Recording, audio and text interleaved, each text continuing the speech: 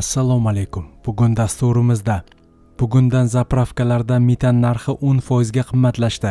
Shuningdek, elektr va tabiiy gaz narxi ham oshdi. Zelenskiy urushning qaynoq bosqichi yil oxirigacha tugashi mumkinligini aytdi. Kelishuv yaqin payti yana keskinlik. Eron AQSh aviabazasiga Fotih ballistik raketasi bilan vayronkor zarba berdi. Tramp Eron bilan kelishib bo'lingan shartnomani o'zgartirmoqchi. Endi esa batafsil. Yaqinlaringizni xursand qilishni xohlaysizmi? Sizga kutilmagan qo'ng'iroq xizmatimizni taklif qilamiz. Ota-onangiz, do'stlaringiz va barcha yaqinlaringizga sizning nomingizdan eng samimiy va eng ezgu tilaklarni unutilmas tarzda yetkazib beramiz. Tug'ilgan kun, bayram tabriklari, uzrnomalar va shu kabi barcha xizmatlar bizda mavjud. Chet davlatda yurgan yaqin insonlaringizga ham tabriklar yo'llab beramiz. YouTube'dagi kutilmagan qo'ng'iroq kanalimizda bizning xizmatlarimiz bilan tanishib chiqishingiz mumkin. Ushbu telefon raqamlariga qo'ng'iroq qiling va hoziroq tabriklarga buyurtma bering. Bugundan zapravkalarda metan narxi 10% ga qimmatlashdi. Shuningdek, elektr va tabiiy gaz narxi ham oshdi. Ijtimoiy tarmoqlarda O'zbekistondagi zapravkalarda metan narxi 5200-5300 so'mdan 5800 so'mgacha oshirilgani aks etgan suratlar tarqaldi. Bu holat 2026-yil 1-iyundan davlat belgilagan yangi tarif kuchga kirishi fonida yuz bermoqda. Bugun 1-iyundan mamlakatdagi zapravkalarga 1 metr kub metan 2750 so'mdan yetkazib beriladi. Mazkur qiymat 2025-yil 1-maydan amalda bo'lib kelgan 2500 so'mlik tarifdan 10% ga baland. Mazkur narx o'sishi ortidan zapravkalarda ham metan narxi 5800 so'mgacha qimmatlashdi. Oxirgi marta hukumat metan narxini 2025-yil maydan eski narx 1800 so'mdan 2500 so'm etib belgilaganda. Buning ta'sirida zapravkalarda ilgari 4250 so'mgacha bo'lgan gaz narxi 5300 so'mgacha ko'tarilib ketgan edi. Ma'lumot uchun O'zbekistonda gaz va elektr energiyasi uchun yangi narxlar belgilandi. Xususan, ijtimoiy norma doirasida oyiga 200 kWh-gacha sarflangan elektr energiyasining har bir kWh 600 so'mdan 650 so'mgacha ko'tarildi. 201 kWh-dan 500 kWh-gacha 800 so'mdan 900 so'mgacha oshdi. Barcha iste'molchilar uchun 1 kub metr tabiiy gaz narxi 1800 so'mdan 2000 so'mga oshirildi. Aholi uchun tabiiy gaz tariflari tabaqalashtirilgan tartibda saqlanib, isitish mavsumida oyiga 500 kub metrgacha, boshqa mavsumlarda esa 100 kub metrgacha iste'mol uchun 1 kub metr gaz 1100 so'mdan hisoblanadi. Zelenskiy urushning qaynoq bosqichi yil oxirigacha tugashi mumkinligini aytdi.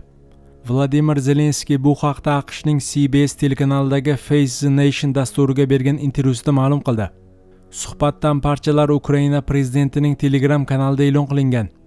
Zelenskiyning so'zlariga ko'ra, 2025-yil dekabrdan boshlab Rossiya frontdagi tashabbusini asta-sekin yo'qota boshlagan. Yanvar oyida amerikalik hamkorlarimizga muzokaralar uchun imkoniyat oynasi ochilganini aytganman. Chunki har oy o'tgan sayin Rossiya ko'proq jonli kuch yo'qotadi, dedi Ukraina rahbari. Uning ta'kidlashicha, hozirda Ukraina bir oy davomida ozod qilayotgan hududlar hajmi Rossiya egallagan hududlardan ko'proqni tashkil etmoqda. Shuning uchun men kelasi qish boshlanguncha diplomatik yechim topish, muzokara stoli atrofida o'tirib gaplashish kerak deb hisoblayman, dedi Zelenskiy.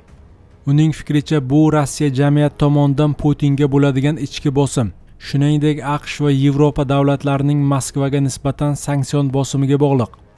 Zelenskiy Yevropa tomonidan muzokaralarda ishtirok etishi mumkin bo'lgan vakil sifatida Buyuk Britaniya, Fransiya va Germaniyadan iborat Yevropa uchligini taklif qildi.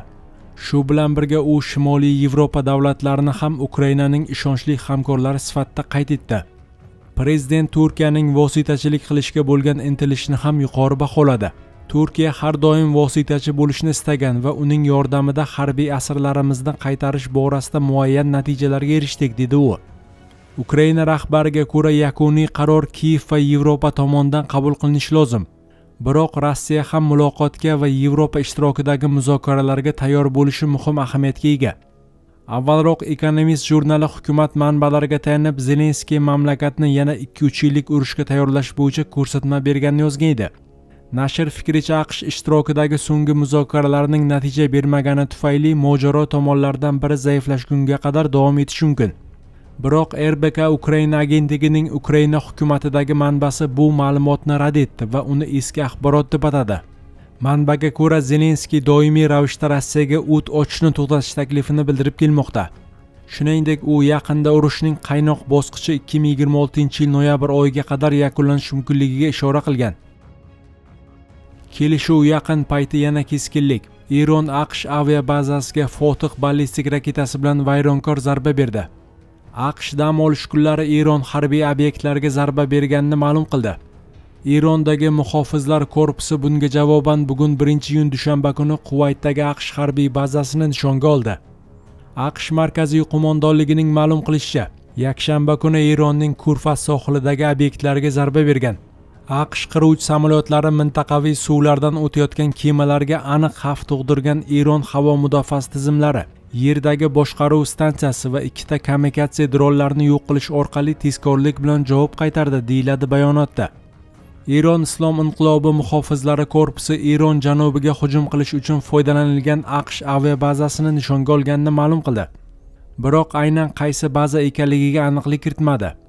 Reuters'ning yozishicha, Kuvayt rasmiylari dushanba kuni havo mudofaasi tizimlari raketa va dron hujumlarini qaytargani hamda butun mamlakat bo'ylab xavf sirenalari yangraganini xabar qilgan.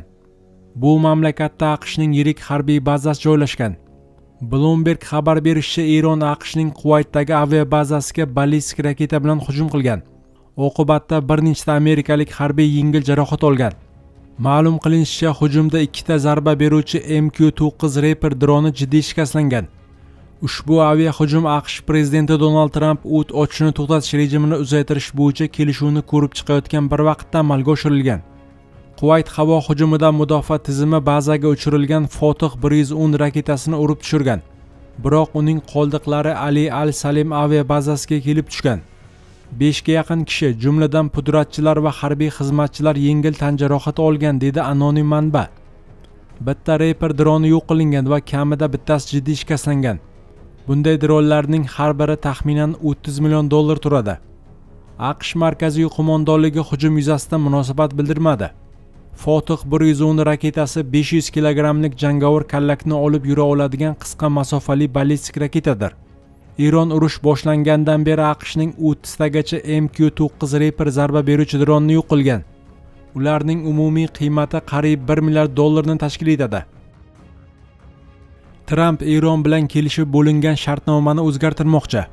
AQSh prezidenti Donald Trump Washington va Tehron o'rtasidagi tinchlik kelishuv loyihasiga bir qator o'zgartirishlar kiritishni talab qildi. Bu haqda manbalarga tayanib Axios nashri xabar bermoqda. Amerikalik amaldorlarning so'zlariga ko'ra, Trump kelishuvda Eronning yadroviy dasturiga oid aniq yon berishlarni ko'rishni istaydi. Kelishuvning hozirgi ko'rinishi faqat Eronning yadro qurolini yaratmaslik majburiyatini o'z ichiga oladi. Trump esa shartnomada AQSh boyitilgan Eron uranini qanday muddat va shartlar asosida olishini aniqroq belgilab qo'ymoqchi. Nashr suhbatdoshlaridan birining aytishicha, Trump shuningdek Hormuz bo'g'ozi faoliyatini tiklashga oid ayrim jumlalarni ham o'zgartirishni xohlaydi. Kelishuv albatta bo'ladi. Qanchalik tez bo'lishini esa vaqt ko'rsatadi. Biz prezident so'ragan narsasini olguncha kutishga tayyormiz. Bunga bir hafta ketishi mumkin, balki kamroq, balki ko'proq. Hafta oxirigacha biror natijaga erishishga umid qilamiz, dedi amerikalik rasmiy.